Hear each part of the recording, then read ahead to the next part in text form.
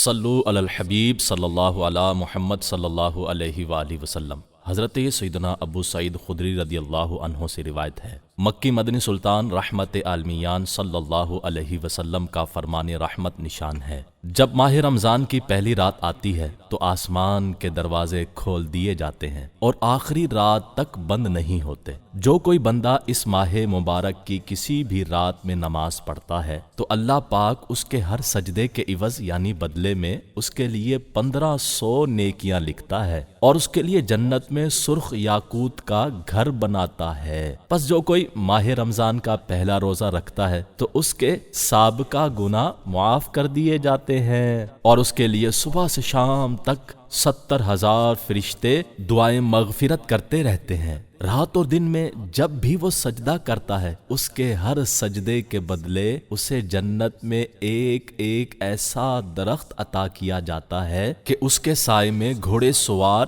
500 برس تک چلتا رہے۔ حضرت سیدنا جابر بن عبداللہ رضی اللہ عنہ سے روایت ہے کہ رحمت عالمیان سلطان دو جہان شہنشاہ کون و مکان صلی اللہ علیہ وآلہ وسلم کا فرمان ذیشان ہے، میری امت کو ماہ رمضان میں 5 چیزیں ایسی عطا کی گئیں جو مجھ سے پہلے کسی نبی کو نہ ملیں۔ نمبر 1، جب رمضان المبارک کی پہلی رات ہوتی ہے تو اللہ پاک ان کی طرف رحمت کی نظر فرماتا ہے اور جس کی طرف اللہ پاک نظر رحمت فرمائے اسے کبھی بھی عذاب نہ دے گا۔ نمبر 2، شام کے وقت ان کے منہ کی بو یعنی بھوک کی وجہ سے ہوتی ہے، اللہ پاک کے نزدیک مشک کی خوشبو سے بھی بہتر ہے۔ نمبر 3، فرشتے ہر رات اور دن ان کے لیے مغفرت کی دعائیں کرتے رہتے ہیں۔ نمبر 4، اللہ پاک جنت کو حکم فرماتا ہے، میرے نیک بندوں کے لیے مزین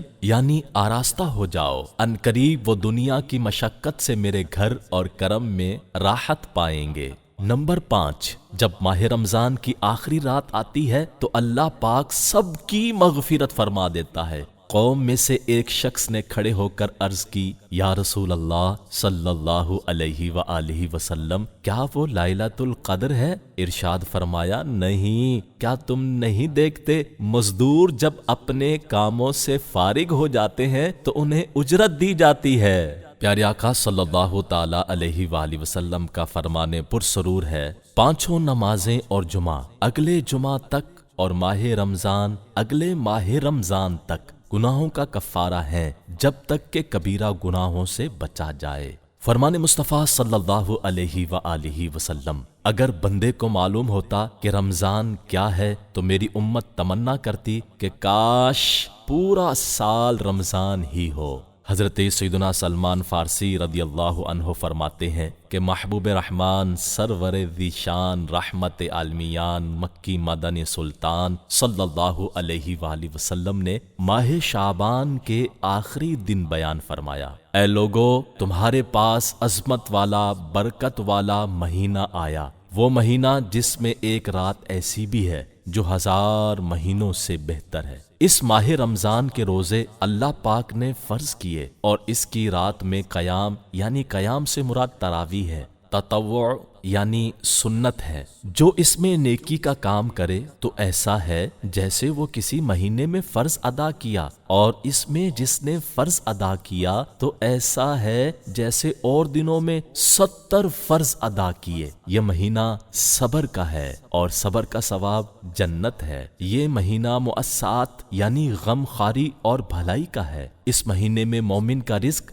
بڑھا دیا جاتا ہے۔ جو اس میں روزہ دار کو افطار کرائے اس کے گناہ کے لیے مغفرت ہے اور اس کی گردن آگ سے آزاد کر دی جائے گی، اور اس افطار کرانے والے کو ویسا ہی ثواب ملے گا جیسا روزہ رکھنے والے کو ملے گا، بغیر اس کے کہ اس کے اجر میں کچھ کمی ہو۔ ہم نے عرض کی، یا رسول اللہ صلی اللہ علیہ وآلہ وسلم، ہم میں سے ہر شخص وہ چیز نہیں پاتا جس سے روزہ افطار کروائے۔ آپ صلی اللہ علیہ وآلہ وسلم نے ارشاد فرمایا، اللہ پاک یہ ثواب تو اس شخص کو دے گا جو ایک گھونٹ دودھ یا ایک کھجور یا ایک گھونٹ پانی سے روزہ افطار کروائے، اور جس نے روزے دار کو پیٹ بھر کر کھلایا اس کو اللہ پاک میرے حوض سے پلائے گا کہ کبھی پیاسا نہ ہوگا یہاں تک کہ جنت میں داخل ہو جائے۔ یہ وہ مہینہ ہے کہ اس کا اول یعنی ابتدائی 10 دن رحمت ہے، اور اس کا اوسط یعنی درمیانی 10 دن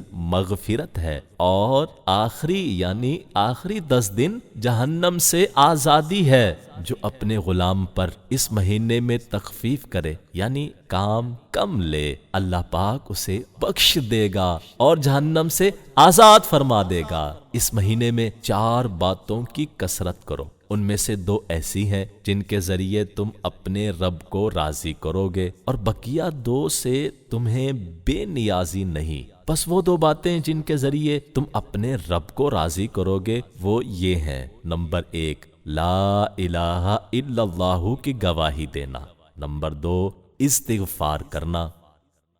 جبکہ وہ 2 باتیں جن سے تمہیں غنا یعنی بے نیازی نہیں، وہ 2 باتیں جن سے تمہیں غنا یعنی بے نیازی نہیں وہ یہ ہیں: نمبر 1 اللہ پاک سے جنت طلب کرنا، نمبر 2 جہنم سے اللہ پاک کی پناہ طلب کرنا۔ کعبہ معظمہ مسلمانوں کو بلا کر دیتا ہے اور یہ آ کر رحمتیں بانٹتا ہے، گویا وہ یعنی کعبہ کنواں ہے اور یہ یعنی رمضان المبارک دریا ہے، یا وہ یعنی کعبہ دریا ہے اور یہ یعنی رمضان بارش ہے۔ نمبر 2 ہر مہینے میں خاص تاریخیں اور تاریخوں میں بھی خاص وقت میں عبادت ہوتی ہے، مثلا بقرہ عید کی چند مخصوص تاریخوں میں حج محرم کی 10ویں تاریخ افضل ہے، مگر ماہ رمضان میں ہر دن اور ہر وقت عبادت ہوتی ہے۔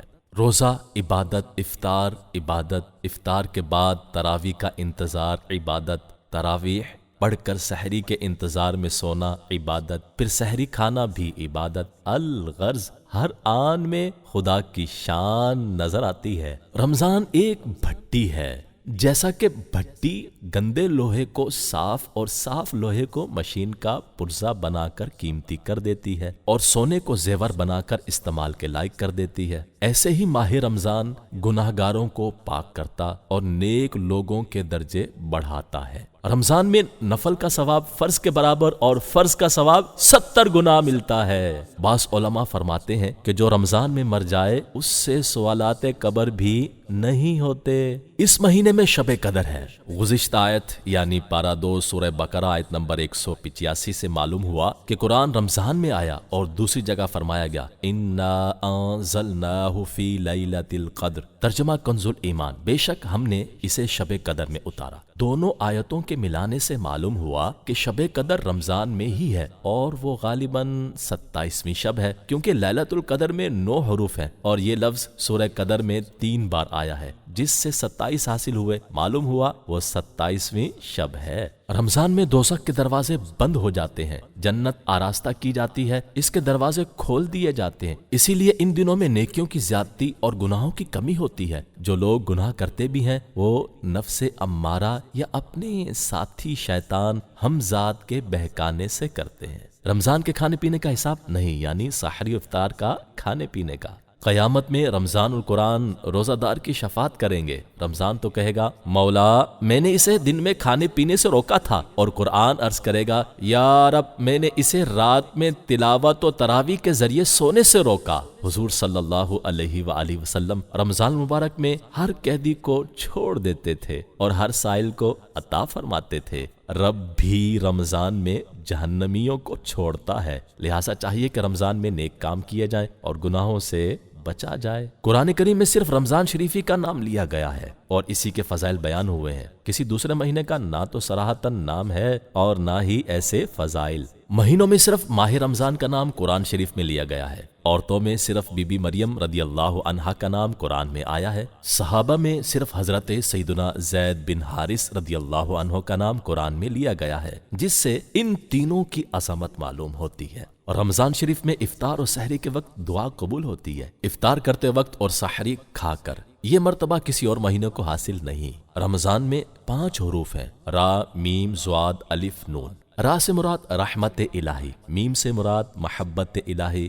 ضاد سے مراد زمان الہی، الف سے امان الہی، نون سے نور الہی۔ اور رمضان میں 5 عبادات خصوصی ہوتی ہیں: روزہ، تراویح، تلاوت قرآن، اعتکاف، شب قدر میں عبادت۔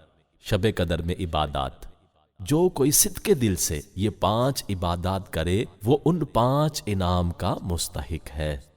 حضرت سیدنا عبداللہ بن عمر رضی اللہ عنہما سے مروی ہے، حضرت سیدنا عبداللہ بن عمر رضی اللہ عنہما سے روایت ہے کہ تاجدار مدینہ سرور قلب و سینہ فیض گنجینہ صاحب معطر پسینہ صلی اللہ علیہ وآلہ وسلم کا فرمان باق کرینہ ہے، بے شک جنت سال کے شروع سے اگلے سال تک رمضان المبارک کے لیے سجائی جاتی ہے، اور فرمایا رمضان شریف کے پہلے دن جنت کے درختوں کے پتوں سے بڑی بڑی آنکھوں والی حوروں پر ہوا چلتی ہے، اور وہ عرض کرتی ہیں اے پروردگار اپنے بندوں میں سے ایسے بندوں کو ہمارا شوہر بنانا جن کو دیکھ کر ہماری آنکھیں ٹھنڈی ہوں اور جب ہمیں دیکھیں تو ان کی آنکھیں بھی ٹھنڈی ہوں۔ مفسر شہیر حکیم الامت حضرت مفتی احمد یار خان علیہ رحمت الحنان حدیث پاک کے اس حصے میں بے شک جنت سال کے شروع سے اگلے سال تک رمضان المبارک کے لیے سجائی جاتی ہے کے تحت میرات المناجی جلد 3 صفحہ نمبر 142 تا 143 پر فرماتے ہیں، یعنی عید الفطر کا چاند نظر آتے ہی اگلے رمضان کے لیے جنت کی آرائستگی یعنی سجاوٹ شروع ہو جاتی ہے، اور سال بھر تک فرشتے اسے سجاتے رہتے ہیں۔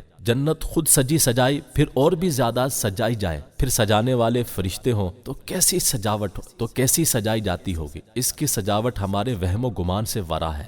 بعض مسلمان رمضان میں مسجدیں سجاتے ہیں، وہاں کلی چونا کرتے ہیں، جھنڈیاں لگاتے، روشنی کرتے، ان کی اصل یہی حدیث ہے۔ صلو علی الحبیب صلی اللہ علیہ محمد صلی اللہ